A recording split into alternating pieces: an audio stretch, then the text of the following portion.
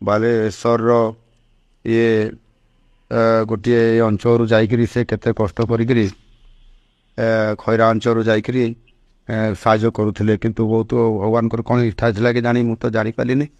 ଆଗରୁ ମୁଁ ବି ଜାଣିପାରିଲିନି, ନହେଲେ ଆଉ ଟିକେ କ'ଣ ବି କରାଯାଇଥାନ୍ତା, କିନ୍ତୁ ଭଗବାନଙ୍କ ଇଚ୍ଛା ବୋଧେ ସେଇଆ ଥିଲା। ତ କାଲି ପହଞ୍ଚିଲା ପରେ ଏସବୁ ଅନ୍ତ୍ୟେଷ୍ଟି କ୍ରିୟା ସବୁ କାଲି ହେବ। ଆପଣମାନେ ସମସ୍ତେ ଧୈର୍ଯ୍ୟ ସହିତ ଆପଣ କରିବେ। ବାକି ମୁଁ ଅଛି, ଆପଣ ଜାଣିଥାନ୍ତୁ ଯେ ମୁଖ୍ୟମନ୍ତ୍ରୀ ଆପଣଙ୍କ ସାଙ୍ଗରେ ଅଛନ୍ତି।